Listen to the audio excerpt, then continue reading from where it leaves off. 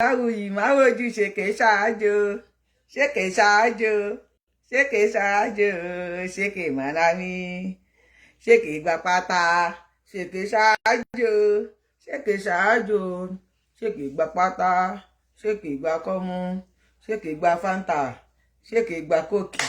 Ẹ jọ̀ọ́ torí Ọlọ́run lórí ọ̀rọ̀ Yorùbá nation kó ní kálukú dúró lọ́wọ́ ẹ̀. Abeg, you get your platform, I get my platform. Ẹni tó bá ti sùn kó lọ sùn. Cruise night la wà lórí àwọn ṣèké ṣáájú. Àwọn alábo síánsíá. Ẹ lọ sùn o, èmi kan cruise ni o. Àwọn alábo síánsíá, alábo rẹ́mẹ́rẹ́mẹ́, alábo sínsín, alábo tíẹ́ntíẹ́. Ṣèké ṣáájú. Ṣèké ṣáájú ta ló ń wojú yín. Èmi ò wojú ṣe yẹn dúró láyé yín. Yorubawuyi àbí 1 million, 1 woman battalion. Day your day, make a day my day. They know they push day. Ẹ dúró lórí ọwọ́ yẹn yíwọ́ yín sí bí àrùtẹ̀ má yíwọ́ yín sọ́dọ̀ tèmi. Ẹ dúró láàyè yín. Yorubawuyi lórúkọ mi. Yorubawuyi lèmi ń jẹ́. Ṣèké ṣáájú. Ṣèké gba pátá. Ó tó sìn. Ó ti tó sìn. Ó tó sìn. Àwọn alábòsí. Alábò mú orun. Alábò tiẹ́ntíẹ́. Alábò rẹmọrẹmọ. Alábò pẹ́ńpẹ́. Alábòsí òfò. Alábòsí ìyà. Ẹ kó sínú ara yín kẹ́ di gazab. Yorubawuyi lórúkọ mi. Yorubawuyi lèmi ń jẹ́.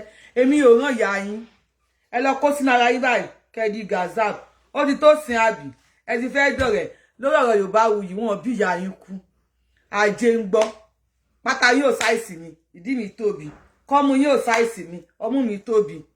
Aṣọ yóò lè sáìsì mi. Àmọ́ ẹ dúró lórí ọwọ́ yín.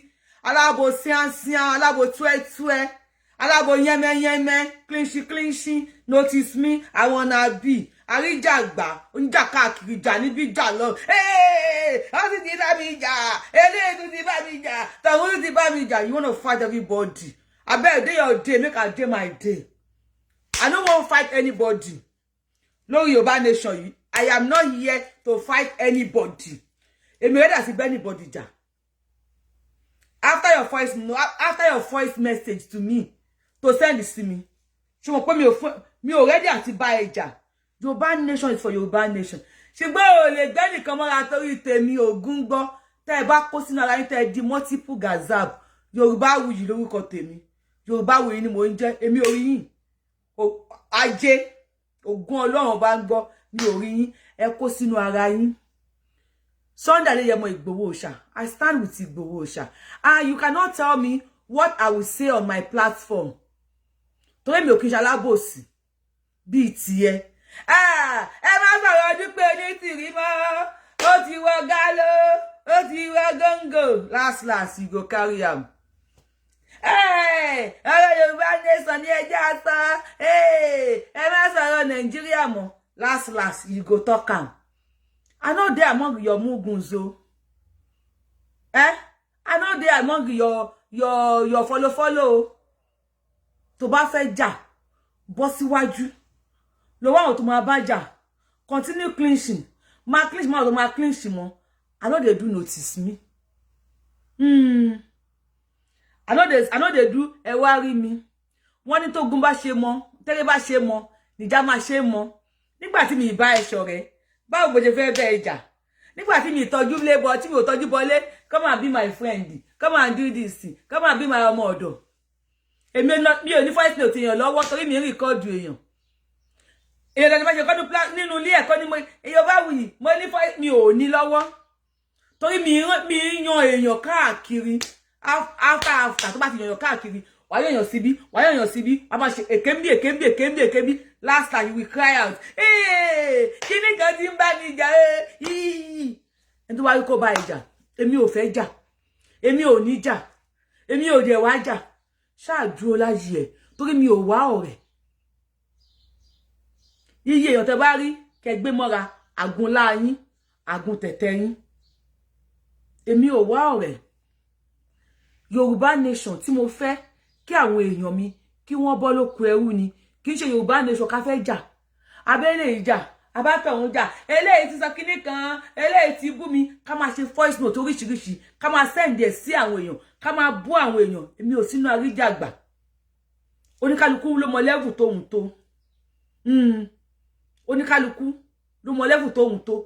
internet lè sọ wá de gbé ara wa internet lè dà wá pọ̀ Yorùbá nation lè dà wá pọ̀ ká wá di ẹgbẹ́ ara wa ká jọ máa wo fùrọ̀ ara wa Yorùbá nation lè ṣe bẹ́ẹ̀ tó pé mò ń jà fún ìran mi so abeg day your day kò jọ wá lójú tẹ́ bá gbà wọn kan mọ́ra lẹ́nu wọ́n ti sọ́jọ́ kìíní àná nígbà tó ọmọ olóyè wọ́n ròyìn tẹ́yìn náà sọ ìgbórí internet náà láti gbọ́ wọ́n ròyìn tẹ́ ẹ sọ wọ́n ròyìn tẹ́ ẹ sọ nínú pílátífọ́ọ̀mù Yorubawuyi òòṣà ni mo ṣe gbọ́dọ̀ kúrò àdìsá ni mo ṣe gbọ́dọ̀ kúrò òòṣà ni mo ṣe gbọ́dọ̀ kúrò àdìsá ni mo ṣe gbọ́dọ̀ kúrò olórí ẹgbẹ́ àwa ké gbọ́dọ̀ kú rárá tòòṣà ni mo ṣe gbọ́dọ̀ kúrò Yorubawuyi if I no like you mi ò ní dọ́gbọ́n lẹ́yìn pé mo like ẹ tí n bá ti fẹ́ mi fẹ́ ni you go day your day I go day my day tí n bá like ẹ mi ò mọ farabo màá sọ pé mo like ẹ ni we go all day together bẹ́ẹ̀ kí máa ṣe mo like ẹ lójú ayé kí máa dénú platform kí máa sọ kàn mí orí internet náà láti gbọ́ gbogbo n tẹ́ ń sọ gegegegege tẹ́ bá gbé nìkan mọ́ra lẹ́nu Yorubawuyi hide your face who dey look you ta ló mọ̀ ìyá ẹ rí ta who know you ta ló ìyálà ìyá ẹ ta ló mọ̀ rí o ṣe clinch lẹ́nu o ń gbé nìkan mọ́ra I dey look you I dey see you I no dey see you no go tell me wetin I go talk on my page this one na my page anything wey I like na I go talk any topic wey I like na I go treat I no be one of your muguns one of your dondos when you dey tell them say na this one they go do if you like make you be this if you like make you be that anything wey you like make you be just day your day my day my day it's only your cabo just day your day make I day my day now you go fight with àwọn jagun now you go fight with this now you go fight with that now you go do this because you want to notice me you want me to notice you for everywhere you want to everywhere that one concern your problem màá dá níbí Yorùbá ló gbọ́n jù Yorùbá ti sọ̀rọ̀ Yorùbá ní mo fẹ́ dá ń bí mo fẹ́ dá lọ́hùn èṣù ànídá níbì kankan ni you want good here you no go do good for anywhere ma tell you you no go good for anywhere make you like make you put your head tomorrow I go do correct show woo on this Yorubawuyi we go talk we go talk on this Yorubawuyi platform I go live YouTube all my pages tó bá wù yín kẹ́ report here kílẹ̀ tó mọ́ tó bá wù yín kẹ́ flag here kílẹ̀ tó mọ́ ìjà tó bí yàlá ẹ máa kó sínú ara yẹn máa di gazab wọ́n ti release olóyè o yes alhamdulillah Jésù ṣeun àwọn orúmọlẹ̀ ṣeun no wèrè tó ṣe síwájú I won't bring my own craze I go tell you say crazy mania dey grand then we come to share the crazy mania now after your wèrè yes mo will not go Yorùbá nation mo will just stay here òṣìtẹ́ ẹ fẹ́ ṣe ẹ flag page mi ẹ report ẹ èmi ò tí bẹ̀rẹ̀ o èmi ń bọ̀ ni mi tí dé alájẹngbẹ kó sínú ara yín àtẹ̀yìn àtàwọn olóṣèlú ẹ kó sínú ara yín ó yẹ ẹ di gazab kẹ́ máa bọ̀ despite orí burúkú tẹ́jọ́ ṣe nígbà tó mọ́ lóye now you are now discriminating ẹnìkan ní kan dáríjì ẹnìkan lẹ́yìn gentle ẹnìkan ló dá ẹnìkan ló nice ogun pàyà ẹ̀ ogun ó pàyà ẹ̀ ajé ń gbọ́ mọ̀ pé o sínwín wà wá mọ̀ pé sísínwín tiẹ̀ ọmọ kínkín nígbà tí sísínwín ẹ̀ jẹ́ ogun pàyà ẹ̀ ajé o ò ní like ẹ̀ someone say Yorubawuyi calm down me I just dey cruise o na cruise I dey o that Yorubawuyi the one and only Akalolo of Yoruba nation Adawan of Yoruba land me I tell you that day I no dey do my own like that the time when you tire now I go bring my own up no say you don pass 1 year when you don send me voice message okay you don pass 1 year me I just melembe I sent my mokan I know never reach 1 year go reach 1 year November 28th when you send me message I be 28 when you send me message I just melembe they look you I want me to release Osha they don't release Osha now Osha matter no go dey inside Me and you go drag on top the. I go change my page from Yorubawuyi because saw the anything we. You dey craze for head. I jewan gbe ayi mora answer yan alabodi. Eyan alabodi upon ọ̀rẹ́ mi ni. Ọ̀tá mi ni. Forget. Ẹ wá gbe ayi mora kíni kan ni kan dáríjì. Ó máa dáríjì anybody. Anybody tó bá ti bú òṣàrí. Anybody tó bá ti bú òṣàrí. So yẹ kó rí bẹ́ẹ̀ bú òṣà wọ́n máa dáríjì. Awi koko bú òṣà wọ́n máa dáríjì. Omi alẹ́ bú òṣà wọ́n máa dáríjì. Tẹ́ni ọmọ yóò go bú òṣà máa dáríjì. Òṣà máa dáríjì everybody. Òṣà ọkọlọmọ emir ó bú òṣà máa dáríjì. Òṣà is the father of a nation. Baba ni òṣà. Baba odidi nation. Òṣà ní bẹ́ẹ̀ anybody jà. Òṣà máa dáríjì everybody ni. Òṣà máa àtàwí koko àti ìkíní kan àti gbogbo àwọn tó ti bú òṣà rí. Òṣà máa dáríjì wọn. Baba Akintoye máa dáríjì wọn. Àwọn olóṣèlú tó ti bú òṣà máa dáríjì everybody.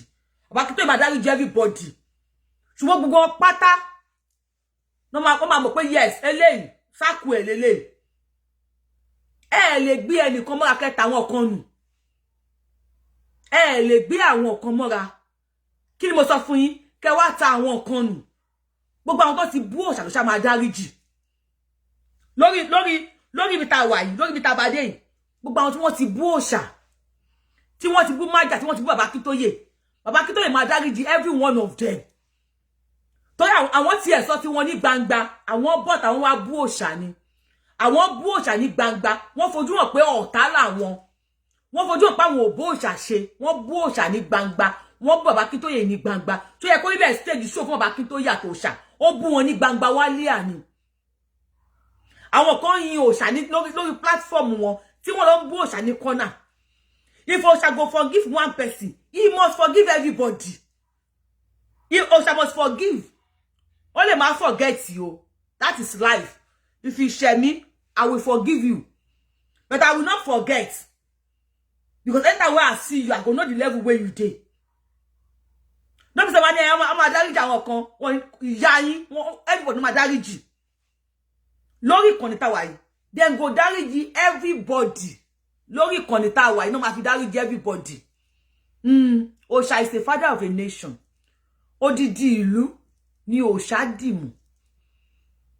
Odidi ilẹ̀ Yorùbá pátápátá ni òṣà ni ọmọ aládìkún dìmú. So he has to forgive everybody. Ẹ̀yin tẹ́ bá ti lọ ẹ lọ sùn o. Ẹ lọ sùn èmi kan káàdì Kristi ni o. Àbọ̀dè lèmi ò fẹ́. Bàbá wa ni bàbá yín ma sí òṣà you are progressing.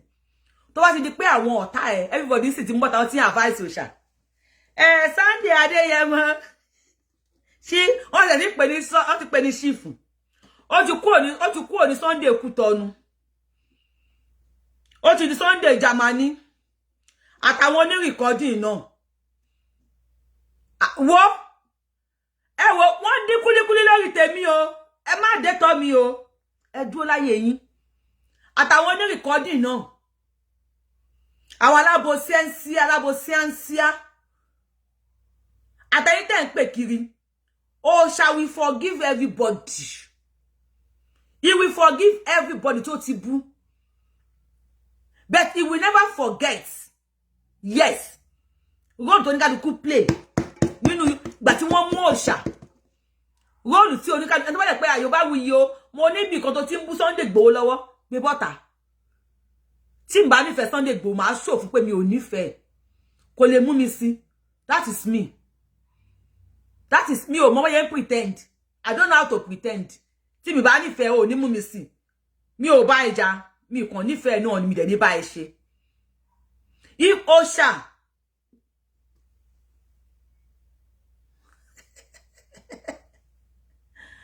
if Osha have to forgive one person, he just have to forgive everybody.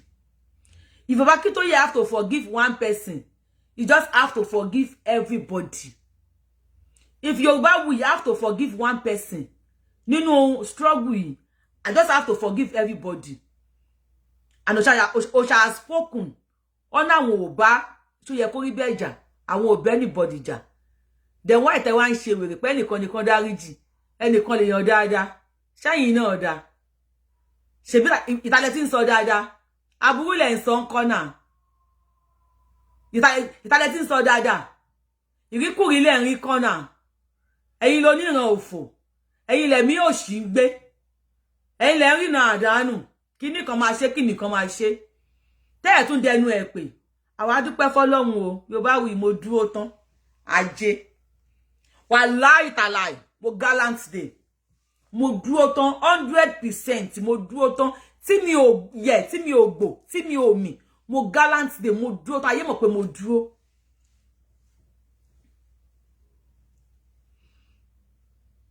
God bless, I love you too. Mo dúró tán ayé dẹ̀ mọ̀ pé Yorubawuyi wọ́n mọ̀ pé mo dúró wọ́n mọ̀ pé mi ò ṣàbòsí mi ṣàbòsí àǹsá àbòtí ẹ̀ǹtì ẹ kọ́ sínú ara yìí kẹ́ẹ̀dì gazab ẹ̀ ń ṣí ẹ̀yin méjèèjì ẹ̀ ń ṣí kí ni mo sọ fún yín ẹ̀ ń ṣí ẹ̀yin alábòsí burúkú yìí arójú ẹni sọ̀rọ̀ ẹni níre agbìmọ̀ràn ọ̀kà lẹ́yìn ẹlẹ́wẹ̀ẹ́jà ṣó yẹ kó rí bẹ́ẹ̀ gan nífẹ̀ẹ́ òṣàjù yín lọ ṣó yẹ kó rí bẹ́ẹ̀ ṣó yẹ kó rí bẹ́ẹ̀ bó ṣe bú òṣà tó ó nífẹ̀ẹ́ òṣàjù yín lọ ẹni tó bá ti bú ẹ níta gbangba ó fẹ́ kó ṣe correction ni tó bá dẹ̀ gbọ́ voice tó bá gbọ́ ọ̀rọ̀ irọ́ tó bá wá sọ níta ó mọ̀ pé káyé lè bá gbọ́ ni tó dẹ̀ correct ẹ̀ tó padà a ti mọ̀ wípé alábòsí ni plural lòun ṣì wà because ó sọ ń ta tó pẹ̀lẹ́sẹ̀ tó lọ ń sọ̀rọ̀ tó ń sọ dáadáa níta tó lọ ń rìnrìn òfò nínú platform tó lọ ń rìnrìn òṣì ìran àdánù tó sọ tí ò dá nínú platform tó wá ń sọ dáadáa níta alábò plural ni wọ ṣèkè ṣáájò má wojú ṣèkè ṣáájò ṣèkè ṣáájò ṣèkè gba pátá ṣèkè gba kọ́mú ṣèkè gba pátá ó yá ṣèkè gba kọ́mú ṣèkè gba kátá ṣèkè gba kọ́mú ṣèkè gba pátá ṣèkè gba kọ́mú ṣèkè gba pátá ṣèkè gba kọ́mú ṣèkè ṣáájò ṣèkè gba kúlíkúlí ṣèkè gba dóńkúà ṣèkè gba fanta ṣèkè gba kóòkì ṣèkè gba nọ́nsẹ̀nsì ọ̀gbẹ́ni uscbrt má preach fẹ́mi má preach fún mi kó preach ẹ̀ lọ síwájú you see tó bá tara alẹ́ ẹ̀ lọ́pọ̀ àwọn èèyàn onírà lọ́wọ́ ẹ̀ o you pretend you love Sunday Igboho oríṣiríṣi ní kọ́nà ó máa preach fẹ́mi ó máa sọ tẹ́mi máa sọ lórí platform mi fẹ́mi ṣé wọ́n fokó wèrè dó ìyá ẹ̀ ni ṣé wọ́n fokó wèrè dó ìyá ẹ̀ ni ẹni tó ṣù ló gbàgbé ẹni tó kó o gbọ́dọ̀ gbàgbé ẹ kó sínú ara yín kẹ́ẹ̀dì gazab America welcome back òṣà ó máa loud welcome back òṣà lamẹ́ríkà ó máa loud gan wàhálà ẹ̀ máa lé ẹ̀ ní ibà ogun gbọ́ welcome back òṣà ní Amẹ́ríkà yìí ẹ máa lé ẹ̀ ní ibà ẹ̀yin tó yẹ pé tí bá gba ayé jà ẹ wá lọ bẹ̀bẹ̀ ní wá lọ bẹ̀bẹ̀ ẹjọ́ abẹ́ṣe tìlú wa náà ẹjọ́ Amẹ́ríkà ìyá yín náà Amẹ́ríkà mẹ́ni wọ́n ń pè bí ìyá yín náà Amẹ́ríkà kò sẹ́lẹ̀ lamẹ́ríkà iṣẹ́ làwa ń ṣe níbi bí ìyá yín náà Amẹ́ríkà iṣẹ́ là ń ṣe níbi welcome back òṣà ìyá Amẹ́ríkà máa rẹ́dì kalẹ̀ a máa gàṣà a máa skelewu a máa gàṣà a máa skelewu a máa ṣe oríṣiríṣi àwọn olọ́ta o àwọn olólódì kankan àwọn òbẹ́ anybody jà pátáwò tí ẹ bá yín sọ ìwádà ṣe máa bá yín jà ẹ̀yin lẹ ń wá kíníṣí tẹ́ ń jà kiri ṣó yẹ kó rí bẹ́ẹ̀ òṣà máa dáríjì ẹ̀ ogun gbọ́ ọkọlọmọ òṣà máa dáríjì ẹ̀ Ṣàngó ń gbọ́ ẹ̀hún awíkoko máàjì sókè afọgbalẹ̀ òṣà máa dáríjì ẹ̀ kí lórúkọ olóhùn hẹrẹrẹ yẹn òṣà máa dáríjì gbogbo yín a máa bẹ̀bẹ̀ on your behalf òṣà máa dáríjì yín àwọn tí wọ́n bòṣà lẹ́yìn ìgbà tí ò sí nílé gbogbo wọn ti ń post ẹ̀ nísìn gbogbo àwọn tó bùgbà tí ò sí nílé wọ́n ti ń post ẹ̀ ẹ fẹ́ gbọ́ òṣà ti dáríjì gbogbo yín ó máa forgive yín kò ní forget nítorí èmi ò ní kó forget yín o tó alábòsí ní alábòsí ló máa jẹ́ Alábòsí. Alábòsí mo máa jẹ́ kálẹ̀ àṣà mo rí yín káàbọ̀. Alábòsí ni alábòsí mo máa jẹ́. Ó ṣá máa dáríjì everybody yín. Ó máa forgive, kò ní forget. Èmi ò kí ń ṣe alábòsí. Gbogbo yín kò sí tí ò tí bú mi nínú gbogbo yín. Kò dẹ̀ sí tèmi náà ò tí bú rí. Èmi dẹ̀ kọ́kọ́ bú yín, ẹ̀lẹ́ kọ́kọ́ wá bú mi. Awíkoko ní kí ló wá porúkọ yẹn?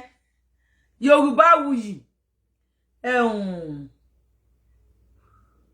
Báwo ló yẹ sọ́nà? Ó ní Yorubawuyi, ṣé èmi jẹ́ ẹgbẹ́ ẹ? Kí ló máa porúkọ yẹn Yorubawuyi? Kí ní kan ẹgbẹ́ mo dẹ̀ yẹ pé ṣe 46 ń jọ wò. Awíkoko. Bí a ṣe 45 ló ṣàbí 46. Bó ṣe ń wò mí, mo fọlọ́run bá búra. Ó tó èjì ẹni tí wọ́n bí lé mi. Some months to come now. Ó tó èjì ẹni tí wọ́n bí lé mi. Ẹni tí wọ́n bí lé mi will soon be 50. Ẹni tí wọ́n bí lé mi gangan. Lọ́mọ ìyá wọn bàbá will soon be 50. So tó èjì ẹni tí wọ́n bí lé ẹni tó bí lé mi. Bó ṣe ra ń wò mí wẹ́rẹ́ yìí. Ó ní wèrè láyé Awíkoko kí ló pè mí náà. Ọlọ́múrọ̀rọ̀. Awíkoko. Ó ní ìwọ ẹgbẹ́ ẹni kíní kan ọlọ́múrọ̀rọ̀. Awíkoko called me ọlọ́múrọ̀rọ̀. Awíkoko ọgbọ́n ti bú mi, mo dẹ̀ ti bú ẹ padà. This is me. Ó ti tán nù mí.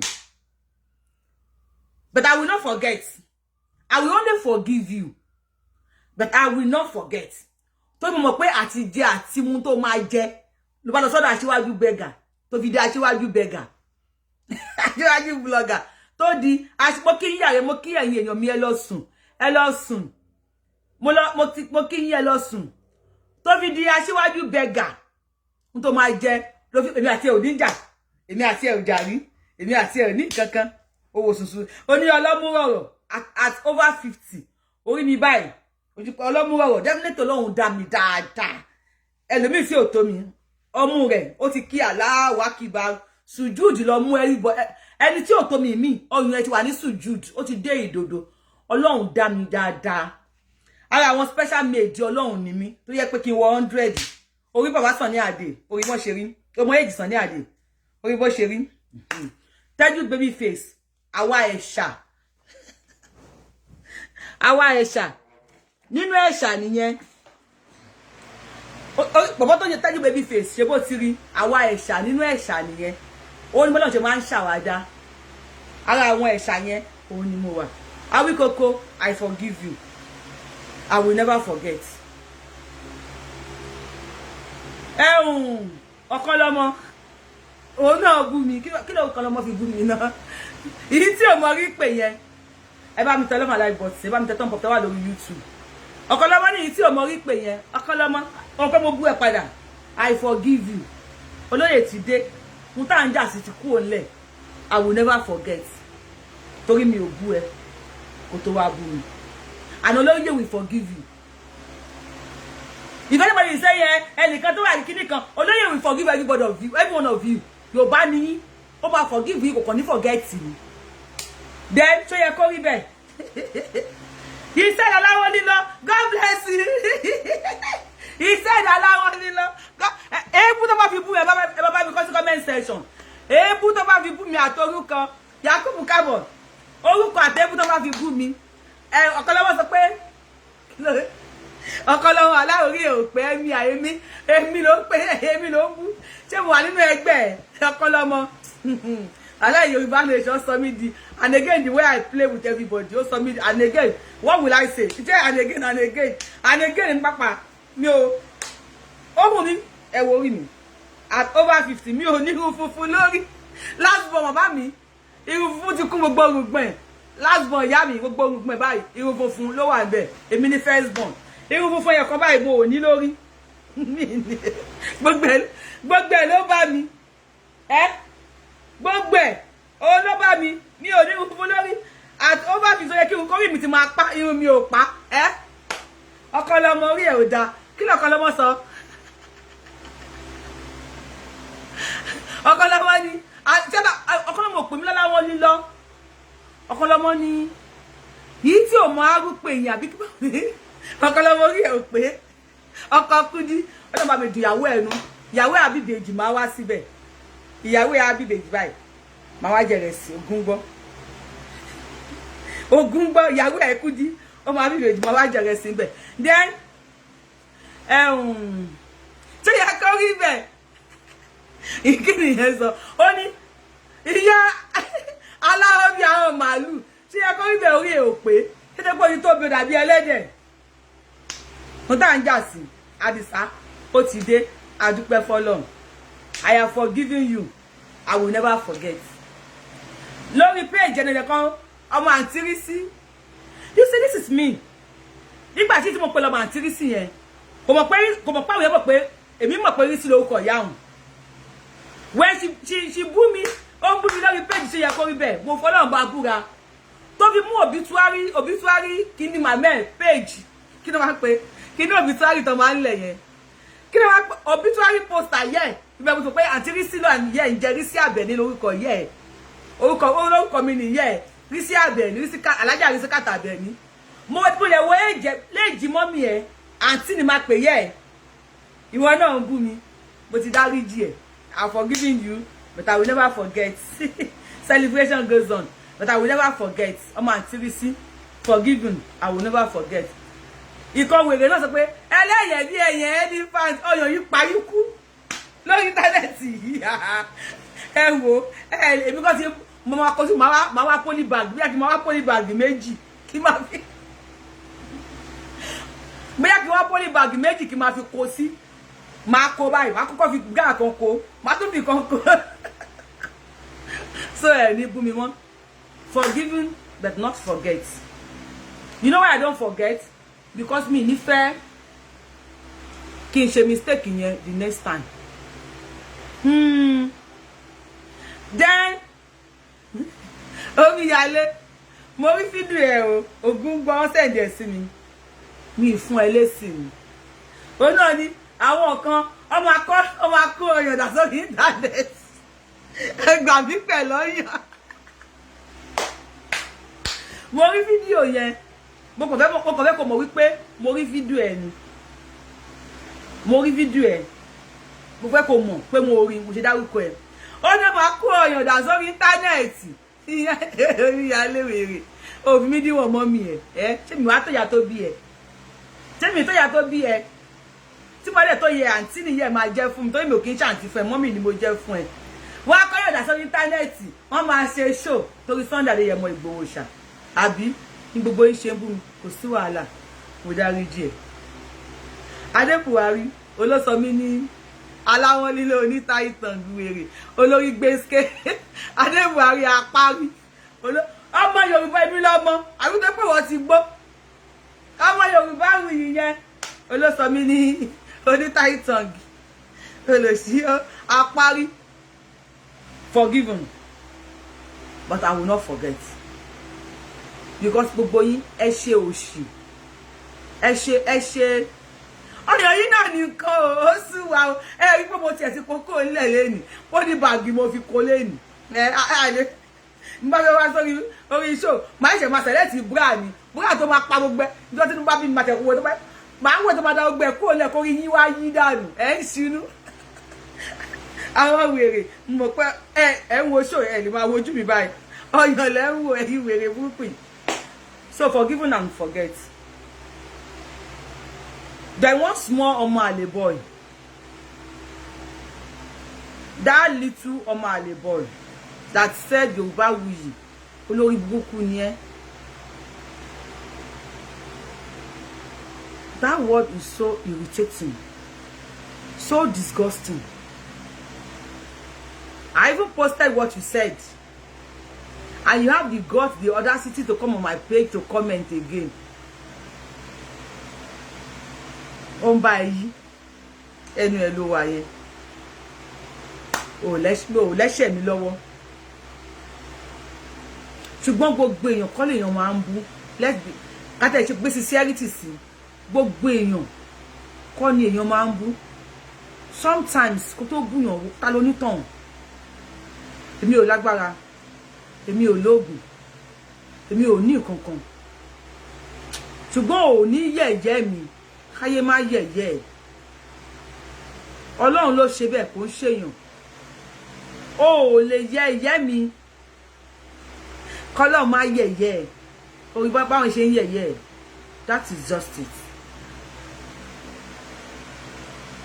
Àwèrè alábòsí tó kọ́kọ́ ń búlì mi lórí íńtánẹ́ẹ̀tì olóko búlì mi lórí íńtánẹ́ẹ̀tì Yorubawuyi ìwà Yorubawuyi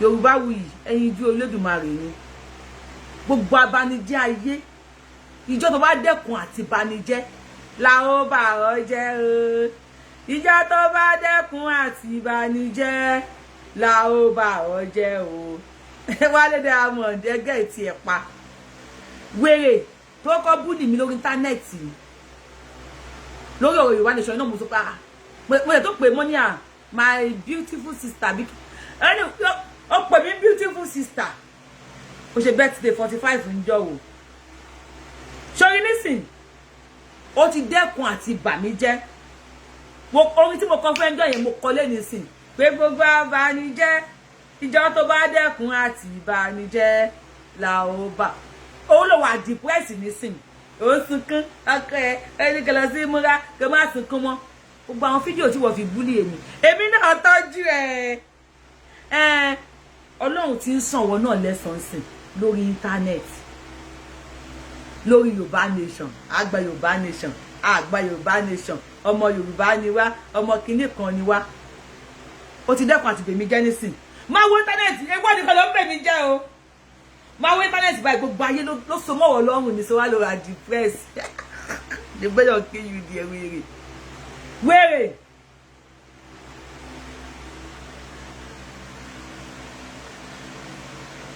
Nice to see you, Mr. Sunday Kabo. Okay, Sunday Adeyemo. So please, ẹ jọ̀ọ́ torí Ọlọ́run. Ọmọ Yorùbá ni gbogbo wa. We want peace. We want harmony. We want ìṣe dáadáa. Peace and harmony la fẹ́. Ẹ wò, èmi ò pupa báyìí o. Ẹ má wo kíní èmi ò pupa báyìí o, mi lò filter bet mi pupa báyìí iná tí mo tàn ni. And again phone tí mo lò. Phone daddy wa ni wo lò. Ẹ phone nba lo phone tèmi ṣe máa bí mú mi ṣe máa bóyá máa ruke. Phone daddy wa ni mo lò. So please, lórí ìkànnì Yorubawuyi, we are all ọmọ Yorùbá. Olóyè will forgive everybody tó ti bú. Ká ṣe ẹni sẹ́gbẹ̀ẹ́ kan báyìí. Olóyè will forgive everybody tó ti bú. Bàbá Akíntóyè náà sọ pé anybody ò ṣe àwọn. Olóyè sọ pé anybody ò ṣe àwọn.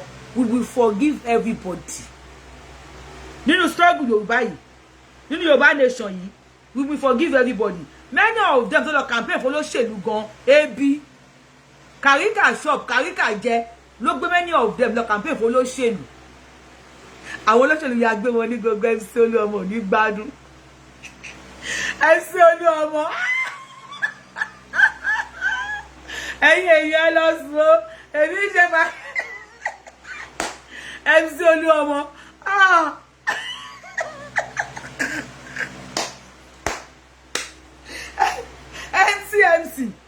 MC ó ní àwọn olóṣèlú ohun tó bá fún yín nísìnyí o àwọn kan tó bá ti wọlé wọn ní ojú yín mọ́ o wọ́n rò bí MC ṣeré ni wọ́n ní na only dey play wọ́n ti gbé wa sọ́tẹ́ẹ̀lì àwọn pín estate the same way tí wèrè yìí sọ lórí táyẹ̀tì ilé jẹ́ mídíà pátápátá ẹ̀yin Yorùbá nation media kó o pè mí lórí nọ́mbà mi torí tí kinní kan bá dé tó o bá rí gbà ń bẹ̀ you dey whine Jesus, you dey craze for head ni. I am doing this to save my people. Tí kinní kan bá dé tó o bá rí gbà ń bẹ̀ òwò láwá sọ́jà ni àbáṣọkọ́ náà máa ń rọrùn òwòrán aṣọ kinní kan láti yẹn ń jẹ kí àgbàdo tó dáyé nínú ẹyin àtẹdìyẹ àmọ́ tó kọ́kọ́ dáyé ń bẹ̀ the same way àwọn akíwájú bẹ gàṣẹ bá mi pè wọ́n hashtag wọn kọ́ bú mi díẹ̀ aláwọ̀ nílò oní táìtọ̀ǹgì MC MC Olúọmọ àwọn pín estate wọ́n ti kọ́ estate kalẹ̀ fún wa à ń lọ pín estate inú Ghana must go báyìí àwọn wèrè inú Ghana must go báyìí ni wọ́n gbowó sí a máa lọ pín owó yẹn ni owó kàbìtì àwọn wèrè wọ́n ṣe mítìnì lẹ́yìn tó ṣe mítìnì tán ẹ mọ̀ pé ọmọ ọ̀tá lèmi ẹ mọ̀ pé ọmọ ọ̀tá ni mí ṣe mọ̀ pé ẹ̀ tí kú omi ẹ̀ tí mo fi jáde tí mo fi wá sọ̀rọ̀ fún yín ìparí mítìnì yìí tán ọmọ ọ̀tá lèmi ọmọ ọ̀tá original kọ́ńkì ọmọ ọ̀tá tó máa ń ṣe carnival ó lèmi ọmọ Bàtálá ọmọ Bàtálá ń kọ́ ọmọ Bàtálá lójú òwìwí wèrè nìyẹn wèrè mo ti dáríjì òun náà kò sẹ́ tó ṣe èmi tí mi ò dáríjì ọlọ́run ọmọ Bàtálá ó náà bú mi ó lọ́kọ wèrè ọlọ́run Bàtálá ò ní gbádùn olóṣì ọlọ́kọ mi lọ jí ọ̀kadà nígbà tó wá ń sáré lọ tó wá ń lé ọkọ mi tó wá ń lé ó kàn sáwọ London ní aláì ọkọ mi jí ọ̀kadà ó wá lé wá sáré wọ London ẹ̀yin èèyàn ẹ má wulẹ̀ gba físà London mọ́ ẹ lọ máa jí ọ̀kadà aláì wèrè pọ̀ lórí íńtánẹ́ẹ̀tì wèrè gidi ẹ jẹ́ ká máa sọ̀rọ̀ àwọn kí lórúkọ ẹ̀ àwọn bí wọ́n pè mí lọ síbi iṣẹ́ lẹ́nu àwọn kí náà pè wọ́n àwọn aṣíwájú beggars wọ́n ti gbé Ghana must go tá a máa fi pín owó àwọn máa pín owó àwọn ti ń jẹja ẹja wọ́n ti jẹ fíṣọ̀ àwọn ọmọ ẹja l'Ábùjá àwọn ti ń jẹja ẹja ní Sunday Kútọ́nù ó ti dèrò Kútọ́nù ẹ lọ wo gbogbo page gbogbo wọ́n ti ṣe Mr. Sunday olóyè Sunday wèrè ọ̀rẹ́ mi ajá Buhari wo let me tell you one thing ajá Buhari okay mi ní pẹ̀lú ajá Buhari adé Buhari let me tell you one thing ṣé mo pé Facebook YouTube ó ẹ̀ṣẹ̀ ń build ẹ̀ padà ni abasata máa advice yín sìn ẹ máa gbé pọ̀ parí má yẹ kí n advice ẹ ṣùgbọ́n àwọn tó bú Yorùbá Nation lórí péjì wọn àtàwọn tó bú Sunday Igboho lórí péjì wọn lọ bèrè lọ́wọ́ wọn máa ṣàlàyé fún ẹ Sunday Igboho Yorùbá Nation Yorubawuyi àwọn ọmọkọ Yorùbá ọ̀rọ̀ wa ti dé ó ti go to one extent débi pé tó bá ní 5,000 followers tó o bá ṣe show tó o bá bú Sunday Igboho tó bá ti ṣe live o máa ní 5,000 views o àwọn ọmọ máa wẹ̀ 5,000 10,000 ló ń wẹ̀ tó ọ̀rọ̀ Yorùbá Nation Yorubawuyi àtàwọn ọmọkọ Yorùbá Nation bíi Koiki Media Dr. Sabi Masbi Babekiti ṣóyẹ kó rí bẹ́ẹ̀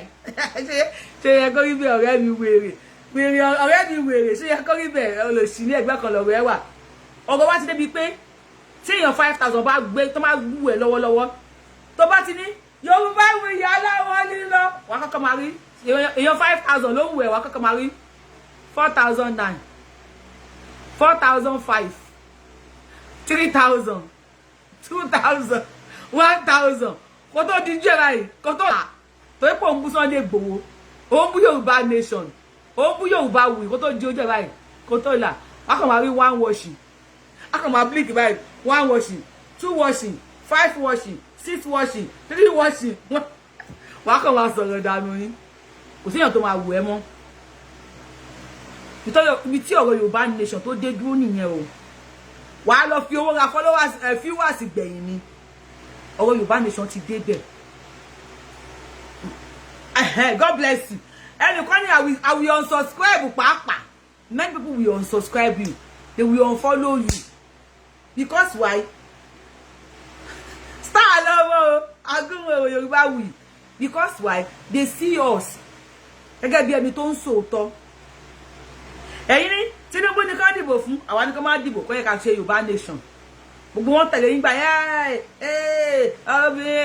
Yorùbá náà ta Yorùbá kíníkan lẹ́ni nǹkan gáàsì ti di 1,000 dọ́là ti di 1,005 naira lórí tap tap black market bí 1040 naira ní dollar báàgì rice ti di 50,000 àbí 55,000 gbogbo nǹkan ti wá wọ́n débi pé gbogbo nǹkan ti wọ́n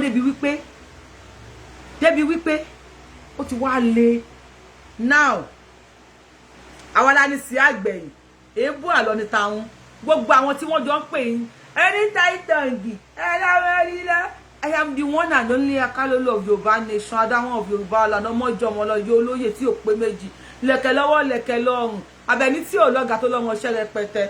Who dey breathe? Ayé la gbé Àbẹ̀ní tí ò lọ́gà, tọmọ ṣẹ́ plenty. Àwọn èèyàn ló ń wà wá. Ẹ̀yin ṣe ṣọbọlọ yẹn wáyàn káàkiri. Ẹ̀yin clinch mele lẹ́yìn clinch mele. Wọ́n flag page mi jọ́ kìíní àná, ṣe bínú yín dùn ni. Wọ́n report page mi kí má lè ṣe show fún 28 days. Wọ́n ti report flag ẹ̀ down pátápátá ni wọ́n report everything pátápátá and the person confirmed ipe òun lòun report page mi and I came online and I said it. He confirmed ipe òun lòun report page mi. Ẹ wá ń gbéra yín mọ́ra ẹjọ́ ń ṣorí burúkú ẹjọ́ ń ṣí èrè. Oh ẹ fẹ́ kí page mi wálẹ̀ ògún gbọ́ tí má tó ṣí Yorubawuyi mí ní èmi eléyìí. Àwọn ayé tún follow ẹ̀. Àwọn èèyàn wá lọ tẹ Yorubawuyi wọ́n tún lọ tẹ Yorubawuyi. Ẹni tó ti rí Yorubawuyi báyìí àwọn ayé ń follow ẹ̀ ni. Àwọn ayé tún máa follow ẹ̀ àti rí àkọ́bí Yorubawuyi ti wà lórí Facebook. Yorubawuyi +1 ló ti wà lórí oríṣiríṣi Yorubawuyi ti wà. Àwọn ìyá ńlá ìyá lójókòó yìí grandma mama Yorùbá nation yìí èèyàn wò sọ̀sọ̀ flag page mi ọjọ́ rẹ̀ ò tí ì dé èmi ò jà èmi ò dẹ̀ fẹ́ wàhálà abẹ́ mi ò bá yín ṣe ẹ dúró láàyè yín day your day make I day my day no dey tell us say máa gbé wèrè wá kíní kan náà máa ṣe ẹ wá sọ̀rọ̀ ọ̀rẹ́ ẹnìkan alábòsí alábòmòrò alábò tiẹ́ntiẹ́ yes God bless you àwọn alátẹnujẹ clinch notice me alátẹnujẹ alábòsí on flag page mi down jọ kìíní àná on report page mi adele ni àwọn kan ní èdà àwọn bí mo ṣe rí wọn báyìí mo ti mọ̀ pé èèyàn tó gentle ni wọ́n mo ti mọ̀ pé èèyàn tí ò lápọn ni wọ́n ẹsẹ̀ ẹ̀yìn náà ń gbé mi ṣe ń sọ̀rọ̀ ogún pa ilé ìjà bẹ́ẹ̀ ń ṣìírì iye olóyè rẹpẹtẹ ló ń sọ̀rọ̀ yìí alábòsí àwọn èèyàn ti mú ẹ̀rí orí àwọn èèyàn mú ẹ̀ alábòsí alábòmòrò ẹni bí tí ń pọnmọ́ rẹ̀ balùwẹ̀ èèyàn kà ẹni bí èèyàn kà ẹbí 28 days mo fi ṣe ṣúàbì mo yẹ padà sórí ṣó flag ẹ táyà wọ́n mi sọ pé you go flag then go tire you go explain tire no evidence you go explain tire no evidence ẹ kó sínú ara yín kẹ́ ẹ di gazab alábòsí alábòmọ́ra.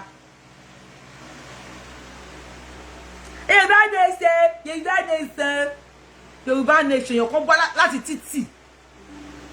láti títì rádaràdá játidàtí wá mú page mi lọ report ẹ̀ lórí íńtánẹ́ẹ̀tì yìí gbogbo ayé dẹ̀ gbọ́ sí ó wá dé ní sìn àti tó ṣe report page mi torí olóyè Sunday Igboho ló ṣe report page mi lóyè pa àwọn sàkà ẹgbẹ́ àwọn sàmọ́nì ẹgbẹ́ àwọn sàmọ́sángúdù ẹgbẹ́ àwọn sàkà àwọn nànàmú àwọn dìdìjì ó jẹ́ pé wọ́n ọjọ́ report page mi wọ́n flag page mi down ọkọ mi tẹ̀lé page yẹn pàrọ̀ rárá mo bẹ̀ sí sáyọ̀ tó sáyọ̀ sí mi ní mo wàhálà tí mo ṣe last Facebook gbọ́dọ̀ pé mi sí 28 days ó ní pé tí máa wọ show fóònù eléyìí tí máa fi wọ life lẹ́nu ọ̀la màá tún lọ lòmíì wọ́n mú pé ní wọ́n bàjẹ́ tí bá ń ṣe show tẹ́tẹ̀lẹ̀ wá rí 1000 washing 2000 washing tàbàrà bẹ́ẹ̀ ló bá page yìí nísìn àwọn ọmọ àníyàn wá wù yín ó tọ́jọ́ mẹ́ta kan wọ́n flag the page mi ni ẹ wá gbéra yín pọ̀n lé ẹ fẹ́ kó sínú ara yín fẹ́ di gazab àwọn olùwọ́n fẹ́ control ọgbẹ́ni súnmọ́jú ìgbẹ́ǹdì ẹ̀ sóòrùn máa súnmọ́jú ìgbẹ́ǹdì ẹ̀ sọ̀rọ̀ ẹ̀ náà wá ní létí ìdè sọ ìwé àti ta níwájú àwọn ta ni pẹ̀lú ta ni ọgbẹ́ni olúkálukú ló mọ level lẹ̀ o oníkálukú ló mọ level ẹ̀ ọmọ AJ la wa ọmọ ghetto la wa inú ghetto ni wọ́n bí wa sí ọ̀nà tó wọ́n láti bí wa sí island ghetto láti ṣayé dọ́là tá bá tún wá sílé a máa wálé àti máa lọ sí ghetto a máa tún lọ sí ghetto a máa fi ké síbi oníke àti ké a máa fi mẹ́kọ́ tá bá tún lọ́lé anytime we go to Nigeria màá lọ jẹ a máa tún jẹun nínú ghetto a máa wọnú ghetto a máa lọ sórí pákó a máa lọ bá wọn ti wa àwọn kí ń da lẹ́nu àwọn ń da lẹ́nu ogun gbọ́ àsọ lẹ́nu bí tó ti bí àwa nìyẹn báwa gbé dàgbà ní ẹnu ghetto la gbé àwọn ghetto la gbé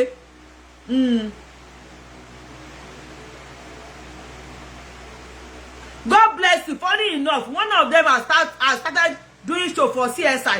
Wọ́n máa ṣe show a máa jabula ẹ̀ ní sórí burúkú wọ́n ti ń ṣe show fún CSI kíní kẹ́ ìrìn àwọn alábòsí àni Yorùbá nation wọ́n gbé wọn sẹ́yìn ẹ bá padà jábọ́ náà ní ogun gbọ́ bẹ́jẹ́ pọnra yín sẹ́yìn yẹn wọ́n padà jábọ́ ni àwọn tó jẹ́ wá ní Yorùbá nation tó pọ̀ sẹ́yìn gan ṣó jábọ́ ni ṣó ọ̀fọ́ ẹ gbálẹ̀ ni wọ́n sáré fi ẹ́ ṣan sáré fi ẹ́ wọ wọ́n sáré fi ẹ́ gbálẹ̀ wọ́n sáré fi ẹ́ ṣanlẹ̀ ọmọ àsè ọmọ ọ̀nù rẹ̀ inú mi àsè wọ́n sáré fi ẹ́ ṣanlẹ̀ wọ́n fi ẹ́ gbálẹ̀ alábòsí. It shows pé wà tó flag page mi yẹn gbà tó pé page mi wálẹ̀ yẹn now it shows you are happy àbí you were happy ni èmi ò gbọ́ òyìnbó o pressure ti wà o èmi ò gbọ́ English rárá pressure ti wà inú ghetto ni wọ́n bí àwa sí àwọn gbọ́ English lọ sí school pressure ti wà so it shows you were happy then inú ẹ̀ dùn kán lè kó lórí íńtánẹ́ẹ̀tì inú ẹ̀ dùn gbà yẹn àbí ogun tó pa gbóyún papà bẹ́ẹ̀ ń ṣe èrè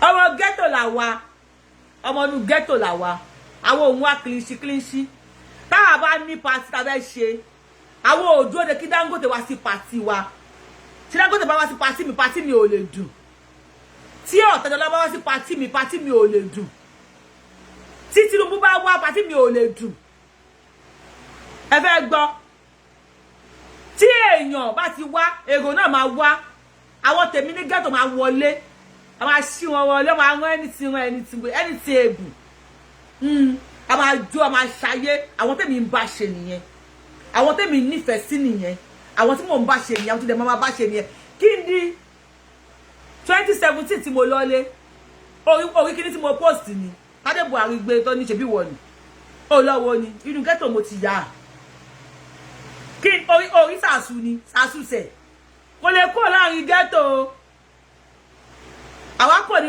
o ti ní change ìdí ọlọ́kọ́lé sí Banana Island àwọn ò lè gbé Banana Island àwọn ò lè gbé tọ́pá ti ẹ̀sùn Banana Island àwọn ò lè fara síbẹ̀ tán àmàlà yarí sí ẹ̀kọ́ ìyá yọmí báwo la ṣe fẹ́ mú báwo la ṣe fẹ́ mú báwo la ṣe fẹ́ ṣayé báwo la ṣe fẹ́ tó máa pa wá lẹ́rìn Amẹ́ríkà tí mo wà mo ń rọ́jú ni mo bó ṣe máa wá sí online sometimes máa wá ṣeré máa dáṣà èmi rọ́jú ni o mi rọ́jú ni àwọn ọ̀dọ́ ṣe pàtí ń sìn ẹ wá ní ẹ tó máa wọlé ó gbọ́dọ̀ wáṣọ kinní kan níbo àbáwá ṣe pàtí máa lọ bá máṣọ aṣọ tí mo fẹ́ lò pàtí o 1 million níbo àbí ká máa kára ká má dì rẹ̀ káwọn máa yẹ kó ṣàṣọ́rùn dẹ́pà méjì káwọn ajó ọmọ màlá ló ọmọ màlá gbé ẹ̀dìdẹ́ mú jó gẹ́gẹ́ káwọn ajó màlá ọmọ màlá gbé ẹ̀dìdẹ́ mú tó ká gbọ́ ọmọ màlá tá a bá gbọ́ màlá tó ká tún gbọ́ òṣùpá Saheed òṣùpá Saheed oríṣẹ́jọ́ ni máa fi gèétí dóde wo ìyá wọn àwọn report page ìyá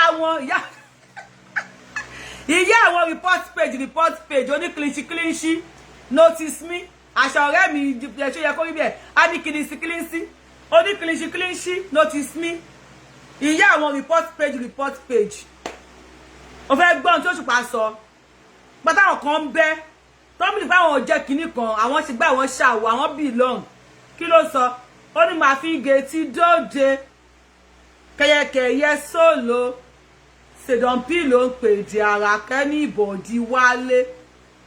Marvin Gaye ti dóde kí ẹyẹkẹ́yẹ kó ṣe solo. Sedon P Saidi orí ńlá òun ló ń pè di ara kẹ́ni ìbọ̀dí kẹ́ mélòó kẹ́ wálé.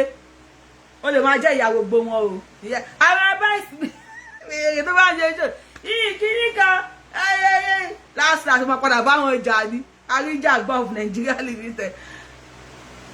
Àmì o àmì jàre àríjà gbọ́ of Nigeria limited wá padà bá wọn jà gbẹ̀yìn náà ṣọ́ra wà àbáwá ṣe wà yìí ọmọ orí títì làwà ó làwọn ò ṣe lè bẹ́ẹ̀ nìbọ̀dì jà làwọn ò ṣe lè jà ọmọ orí títì làwà ọmọ orí títì ò kì í jà a máa fi ọ́ sí place ẹni wọ́n rìpọ́tì péjì torí olóyè àwọn ẹ̀ ló wá ń gbé alábòsí ẹ̀ máa ṣe ṣọ́ọ̀lá lẹ́gbọ̀dì máa pè wọlé máa ṣe ṣọ́ọ̀ ní ọ̀la ní agbára ọlọ́run fúnbọ̀dì á pè wọlé wọ́n á pè wọlé wọ́n á dárúkọ àwọn alábòsí àwọn alábòsí àwọn alábòsí ọmọ péjì ni wọ́n flag péjì ní wálẹ̀ ìjọba torí olóyè ọjà ẹlẹ́yẹ ti dé olóyè àwọn rẹ̀ ń bí àwọn wèrè àwọn aṣúnú àwọn aṣòṣì mámọ̀ àwọn aṣúnú àwọn aṣòṣì mámọ̀ I stand out so God bless you Shito God will provide your needs also gbogbo wa pátá mo kí yẹn káwé kásán ẹ káalẹ́ according to the time mo máa ṣe show tílẹ̀ bá mọ́ ní ọ̀la mo lè torí show yẹn kí n má lọ síbi iṣẹ́ mo lè torí show yẹn kí n má lọ sí ibi iṣẹ́ ẹ̀yin alábòsí ẹ wá ń gbá wọn kan mọ́ra wọn ò bí yín kú welcome back to Shani l'Amẹ́ríkà ẹ fẹ́ sunkún ẹ fẹ́ ké ogun gbọ́ máa láùdù o ẹ lọ kọ́ ìjọ ẹ lọ kówó gúrúmì ẹ lọ kówó lápò welcome back to Shani l'Amẹ́ríkà olúùlù níbí yìí olúùlù London everywhere tẹ́ bá ń ṣe flapapa yín bọ̀ tẹ́ bá ti dá ilé máa gàṣà ni olúùlù Amẹ́ríkà olúùlù làwọn àwọn ti New York tẹ́ bá débi ẹ máa gàṣà ni máa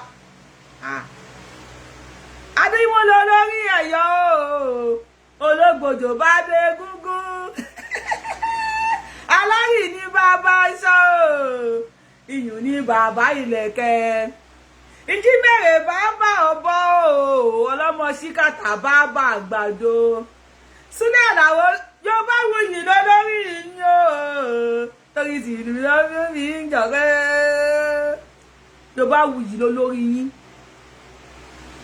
ẹ fẹ́ gbé ògùn gbọ́ ẹ máa fẹ́ Yorubawuyi ni bàbá yín Yorubawuyi ni ìyá yín Yorubawuyi ni bàbá yín. Yes, I am saying this to voice out my mind. Mo fẹ́ sọ tọkàn mi jáde kára mi fúyẹ́. Mi ò mọ̀yàn fi sínú, mi ò gbéyàn sínú. Ṣùgbọ́n inú tó gbọ́ ọmọ, ó tún máa ń gba ọ̀rọ̀ sometimes. Bẹ́ẹ̀ ni, inú tó bá ti gba ọmọ, ó máa ń gba ọ̀rọ̀ sometimes. Oníràdàràdà ẹni ibi. God, I really stop. Yes, God bless. People say I really stood by Osha. I mean, èmi ìkọ́nà fún gbàgbọ́ èmi ò jẹ́ èmi ò ṣàlàyé yé èmi ẹ ṣáà mọ̀ bí wọ́n ṣe ń fún mi left right center friend yọ́n lè fún mi front back left right center èmi ò mọ̀ yẹn sọ tó bá fún mi jẹ́ máa sáré kó fún ẹni wọ́n flag page wọ́n ṣe gbogbo ẹ̀ àwọn politician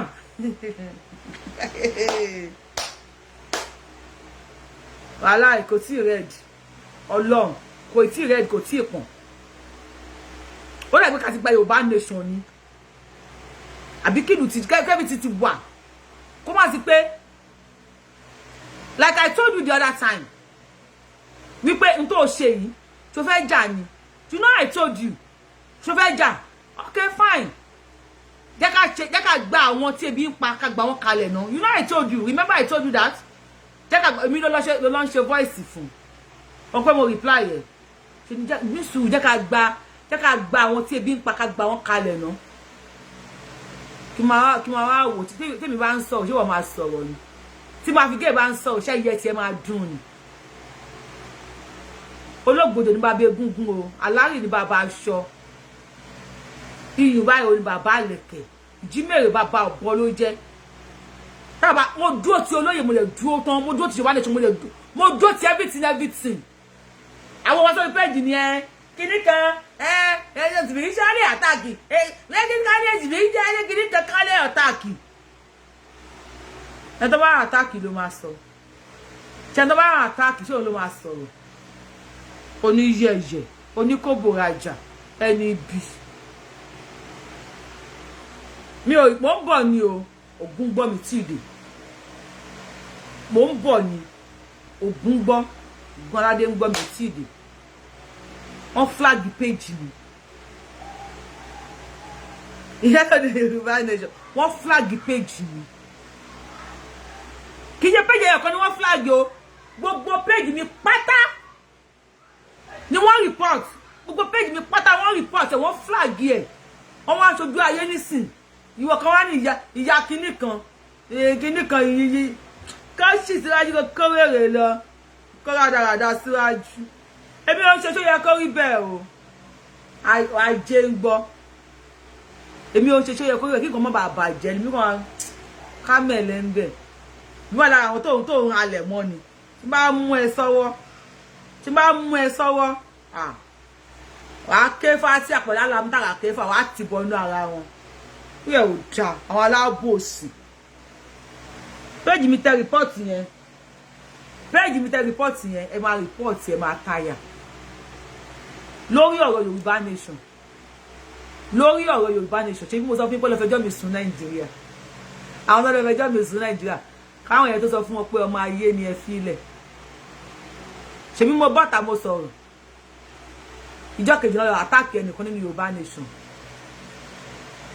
page mi ọlọ́ report page ọ̀tọ̀ yẹn tó report lórí ọ̀rọ̀ Yorùbá nation yìí ọlọ́fẹ̀ẹ́jọ́ tèmi sùn ní Ireland mama poli mama kìnì kan ìwọ mọ̀ wọn ni àwọn àjọ jẹ ni ṣé ò ń ṣeré ní àbọ̀ ìṣiyèrè kìnì kan ìwọ mọ̀ wọn ni mo sọ gbà yín pé àwọn tó ní wọ́n mú ta lọ lọ́hùn dání ìgbà míì ọ̀rọ̀ ayé yìí that's why I don't believe in religion again ọmọ oró àwọn ayé àìmọye èèyàn tó yẹ pé tuale báwo ni ọmọ ìyá mi àìmọye èèyàn tó yẹ pé tuale ọmọ ìyá mi ó ti save many lives ó ti save àìmọye èèyàn tó yẹ pé ní ọmọ àjọ àyà ayọ̀ ẹ̀gbọ́n aládùúgbò ní àìgbọ́n yẹn ó ṣèyàn gan àjọ àyà ni tó wà náà ọmọ oró nìyẹn àjọ àyà ni ayọ̀ ọmọ mójúmbẹ ọmọ àmójúmbẹ àjọ àyà wọ́n ti ní àjọ àyà ni ọmọ àmójúmbẹ ni ìwọ tó kàn wà nídìí kan ọkọ máa sọ fún ẹ kó máa fún ẹ wọ́n ní pé ọmọ ṣe jẹ́jẹ́ ṣe pẹ̀lẹ́pẹ̀lẹ́ ọkọ máa fún ẹ wọ́n nìyí ọtún gbé ẹjọ́ mi láti bí ìsọgbẹ́jọ́ mi lọ sí Nàìjíríà life is full of Sam Larry make I just down like my everywhere ọjọ́ mi sùn Nàìjíríà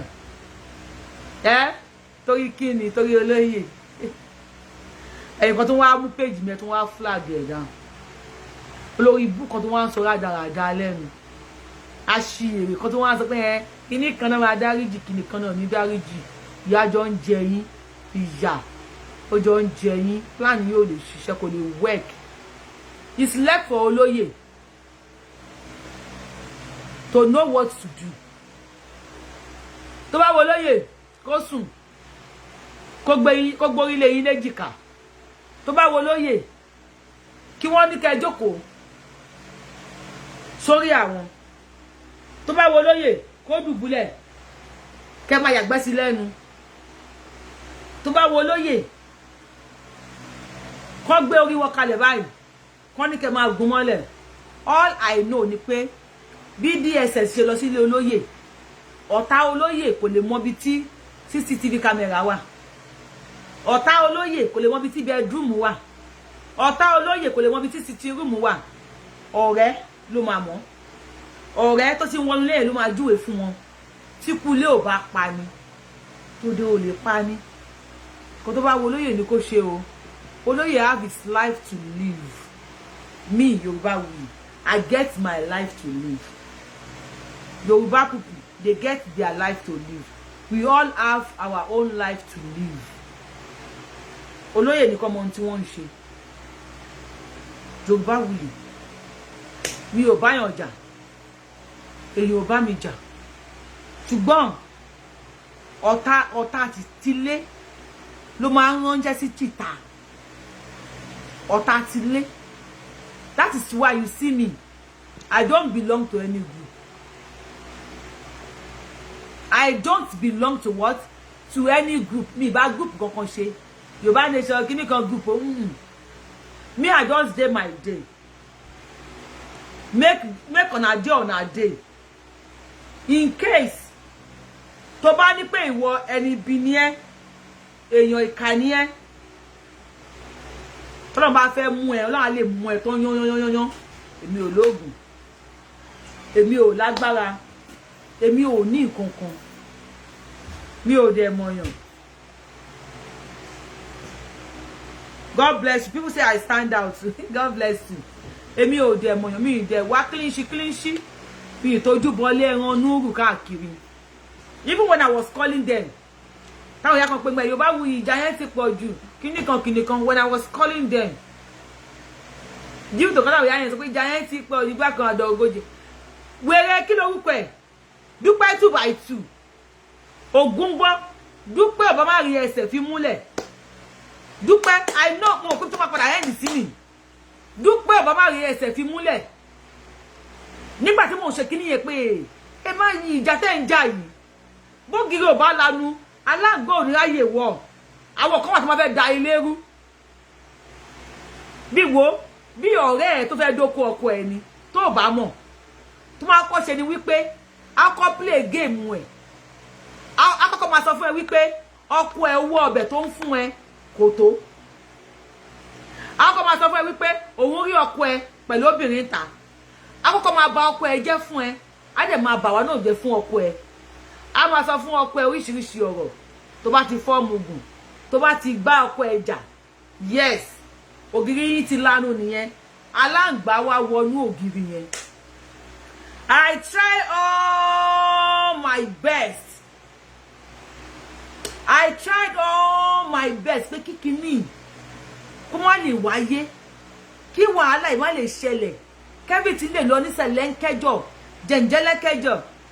Ẹ máa pè káàkiri mo tọrọ owó lọ́wọ́ tí mo pè yín. Ṣé wọ́n tí mo pè? Ṣé mo rojọ́ anybody fún ẹ rí? Mo rojọ́ èèyàn kan fún ẹ láì darí. Kò sí ẹni tó lè sọ nínú yín. Kò sí ẹni tó lè sọ. Nínú pé mo wá rojọ́ pé lágbájá ò dá o. Kì í ṣe èmi. Ọlọ́run dá mi specially. Mi ò ń sọ̀rọ̀ èèyàn lẹ́yìn. Ọ̀rọ̀ tí mo bá lè sọ lójú ẹ̀mí ni sọ́lẹ̀. Ó ní mi ṣe láṣìírí. If anybody come to you and say, àṣírí Yorubawuyi wà lọ́wọ́ mi, sọ fún nítàn pé èmi sọ pé irọ́ ló ń pa. Èmi ò láṣìírí. Èmi ò ní àṣírí. Àṣírí kan tí mo ní báyìí kò sí. Mi ò dẹ̀ ní mi ní best friend. Nítorí mi wà nìyẹn o. I don't get best friend. Me Yorubawuyi. One get best friend. Bestie mi lele mi ò ní best friend. Right from kékeré mi ní best friend. Mo lọ́rẹ̀ẹ́. Lágbájá ni best friend mi. Tẹ́ bá ń wá mi, ẹ lọ bèrè lọ́wọ́ lágbájá. You dey deceive yourself. If you think you are my best friend, don't tanra ẹni. If you think you are my best friend, you are not my. How can you be my best friend? How? If you are me, trust ara mi. You think I will trust you? I don't trust anybody. I have done my part. I play my part gloriously. Ọlọ́run dé yìn mí. Akẹ́yìndé gbẹ̀gbọ́n ni mí. Ọlọ́run fi iṣẹ́ ó fi iṣẹ́ Yorùbá Nation yìí. Ó fi yìn mí. Ẹ̀yin ẹni bí. Ẹ lọ report page mi. Ẹ wá ń bẹ́ nísìn. Ẹ wá ń clinch mọ́ ara yín. Ẹ ń clinch. Ẹ máa kó sínú ara yín máa di gazab. ẹ máa kó sínú ara yín, ẹ máa di gaza má fẹ́ ṣe show fún mi ní ṣe lórí Yorubawuyi kò ní bá kí lórúkọ ẹ lọ, kò ní bá Yorùbá nation lọ. Ẹ̀yin wèrè, ẹ̀yin ẹni bí ọ̀rọ̀ yín tí má rí zima ta yín ní like ẹ máa report page ni ẹ máa tire. Ìyá Sofia oní pure water ìyá Sulia oní pure water. Àwọn wèrè mi sọ wípé ghetto lè mi gbé ẹ̀rù bóyá ọ̀rọ̀ máa ń dùn mí. Wọ́n wá lọ ṣe ọláì ẹni tó bá yín edit ke pure water yẹn kò ní dáa fún. Ó yẹ kẹ́ yìnbọn ẹni tó bá yín edit ike pure water tẹ́ gbélé mi lórí yẹn, ó yẹ kẹ́ yìnbọn fónítọ̀ wọn ni. Ó yẹ kẹ́ fìbọn pa ni torí kò mọṣẹ́. Wọ́n wá gbé ke pure water lé mi lórí. Wọ́n wá post mo ya bá wọn post sórí page mi, ó dùn wọ́n. Ó dùn wọ́n.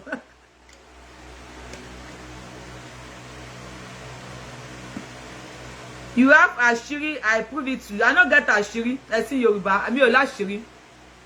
Mi láṣírí. Mi ní. If you want to prove it to me, I prove it. Call him. Call him. Let me give you my number. +1718 5020573. Call it on live show. Kò sọ àṣírí mi. I no get àṣírí. Anything I no fit tell you. Àbí bá mo ìbẹ́ sọ. Anything where I tell you about me. Tó bá lọ bá èèyàn mẹ́fà tó mọ̀ mí pé Yorubawuyi kíní kan láṣírí ẹ o. Èèyàn márùn máa sọ fún ẹ pé mo ti sọ fáwọn náà. That is why I don't get àṣírí. Even my lifestyle, I have said it on YouTube, on Facebook here. On YouTube, I have said even my life. I don't get àṣírí. I report the page mi. Ẹgbẹ́ ke pure water lé mi ló. Èmi ọgbà, èmi ọmọ tí mi ò dá, èmi tí mi nice. Ẹgbẹ́ ke pure water lé mi lórí mi, ẹ bá wọn gbé sórí page mi. Bóyá bá wọn gbé sórí page mi. Àwọn adọ̀rẹ́ ìkíṣí pa wọ́n pa wọ́n dọ̀rẹ́ o, àbòsí pa wọ́n pọ̀. Ọ̀rẹ́ wa tó sọ yín di bestie. Ní agbára Ọlọ́run mo sọ kí ni déètì èmi. Ó ti di 12 Nigeria àti London. Ní agbára Ọlọ́run 11 la ṣe wà níbi bí. On the 11th ní America ní New York bí 12th of October 2023 ní Nigeria àti London time. Ọ̀rọ̀ mi báyìí tó sọ yín di bestie. Ní àṣẹ Elédùmarè. I am saying it with gbogbo inú mi. Ní àṣẹ Elédùmarè. Mo fi Ọlọ́run bá mo fi búra, mo fi alálẹ̀lẹ̀ Yorùbá mo fi búra. Ọ̀rọ̀ mi tó sọ yín di bestie, ọ̀rọ̀ mi ló máa tú yín ká. Ògún gbọ́. Ẹ lọ́kọ̀ kalẹ̀. Èní ní 12 ní Nigeria 11 la ṣe wà ní New York bí. Ọ̀rọ̀ mi Yorubawuyi tó sọ yín di bestie, ọ̀rọ̀ yẹn ló máa tú yín ká. Ẹ̀yin alábòsí. Ẹ lè gba ìwọ fẹ́. Máa pariwo àríjàgbà Nàìjíríà yóò bá gbogbo ayé jà tán. Ó wá wá kìlìṣì. Ẹ tó pẹ́ ń lọ sí ẹ̀yìn bẹ́ẹ̀ tí bá gbẹ́ ẹ̀dẹ̀ jẹ́ ẹ ti bọ́ sẹ́ẹ̀dẹ̀. Ẹ máa jà lẹ́ẹ̀dẹ̀ náà. Ògún gbọ́. Ẹ ti bá ẹ̀dẹ̀ jẹ́, ẹ ti bá gbára ẹ̀dẹ̀ ti bá wọn jà. Ẹ ti bẹ́ lọ sí ẹ̀dẹ̀ nísìn. Ẹ jà ní ẹ̀dẹ̀ náà. Ẹ máa jà ní ẹ̀dẹ̀ náà. Má tún lè yín wá lé ní kò síbi tẹ́ ti jà. Oníjà òfò. Ẹ jẹ́ kí n máa lọ. I love you so much. Ẹ sí Yorùbá fẹ́ kẹ́ pé wọlé ẹ̀dẹ̀ pé wọlé. Ẹ sọ àṣírí mi tẹ́ bá mọ̀. Mi ò láṣírí. Mi ò ndókòkò tọ́. And again mi ṣe wà yìí ṣínṣìn dé my head. Ọ̀rọ̀ kí ń dùn mí. Ṣọ́rọ̀ lò kí ń dùn mí àbí èébú ò kí ń dùn mí. Especially tí má mọ̀ wípé ìwọ yìí ó fẹ́ drag me down. Wàhálà ibú tó bá fi bú mi. Orin tálẹ̀ tí mo ti mọ̀ pa wọ́n mi lọ.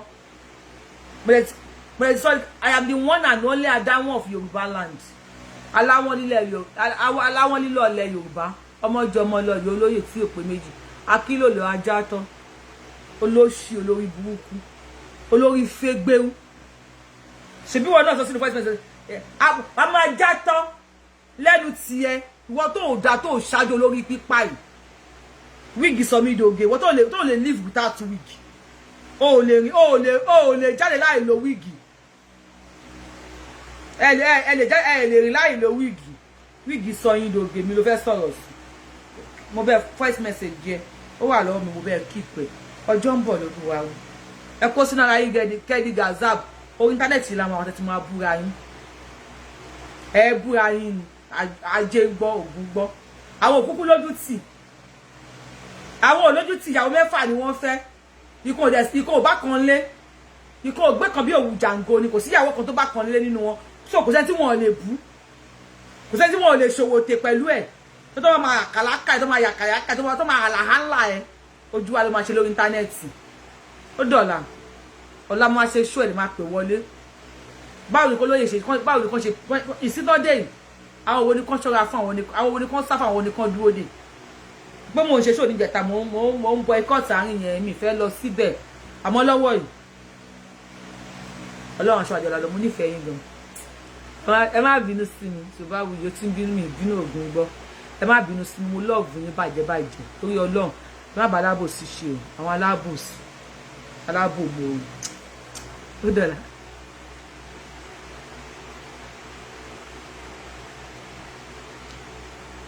You have a oh yeah, prove it to me now. I have done your part gloriously. That's what I said. You stand out. Yes, so àwọn olè. Àwọn ẹ ó yẹ kí n sọ ká má fọ ẹgbẹ́ lójú. Àwọn olè, àwọn elébi. Àwọn ẹ wo ó dàbọ̀ mo nífẹ̀ẹ́ yín. Ẹ jẹ́ kí n máa lọ. Ó dọ̀la. Ká lọ sùn díẹ̀. And lọ bí ṣe lágbo kún o. Ìjà lọ sọ́dọ̀ àwọn. Thank you. I love you.